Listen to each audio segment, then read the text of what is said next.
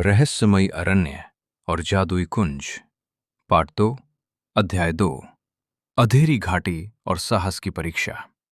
जैसे जैसे आर्यन आगे बढ़ा, मंत्रलोक की हरियाली खत्म होने लगी और चारों ओर काला धुआं छा गया। ये शून्य घाटी थी जहां तिमिरासुर का पहरा था।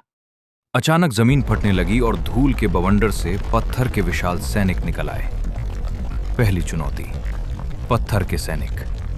पत्थर के सैनिकों की आंखों से लाल रोशनी निकल रही थी। आर्यन घबरा गया, लेकिन तभी उसे अपने दादाजी की बात याद आई। जादू केवल हाथ हिलाने में नहीं, दिल की आवाज सुनने में है। उसने अपनी छड़ी को हवा में लहराया और चिल्लाया, प्रकाशम! अचानक उसकी साधारण सी दिखने वाली छड़ी से नीली बिजली जैसी चमक निकली, जिसने पत्थर के सैनिकों को एक पल में रेत के ढेर में बदल दिया।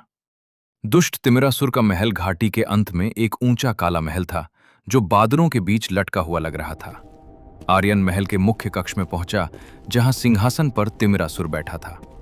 उसकी परछाई पूरे कमरे में फैली हुई थी। तिमिरासुर हंसा और बोला, एक नन्हा बालक मुझे रोकेगा? तुम्हारे पास न तो सेना है और न ही बड़े मंत्र। असली जादू का रहस्य। आर्यन ने निडर होकर कहा, तुम्हारे पास अंधेरा है, क्योंकि तुमने कभी दूसरों की मदद नहीं की। मेरी शक्ति मेरी छड़ी नहीं, बल्कि इस दुनिया को बचाने की मेरी इच्छा है। जैसे ही आर्यन ने अपनी छड़ी को सीधे तिमिरासुर की ओर किया, कमरे की सारी खिड़कियां खुल गईं। बाहर से मंत्रलोक के पक्षियों का चहचहाना और बहती हवाओं का संगीत गूंज उठा। आर्यन की छड़ी से निकलने वाली रोशनी इतनी तेज थी कि तिमिरासुर की परछाई धीरे धीरे पिघलने लगी।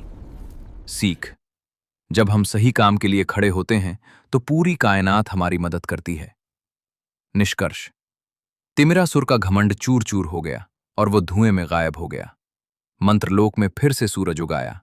आर्यन को मंत्रलोक का रक्षक घोषित किया गया, लेकिन उसने महल में रहने के बजाय वापस अपने गांव नीलगिरी जाने का फैसला किया, ताकि वो अपनी जादुई शक्तियों से बीमार पौधों और उदास लोगों की मदद कर सके। तभी मंत्रलोक की जमीन कांपने लगी।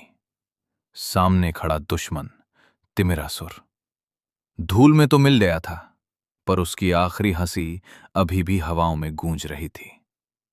चिंटू तोता घबराकर आर्यन के कान में फुसफुसाया, आर्यन, ये जीत नहीं है, ये तो बस एक शुरुआत है।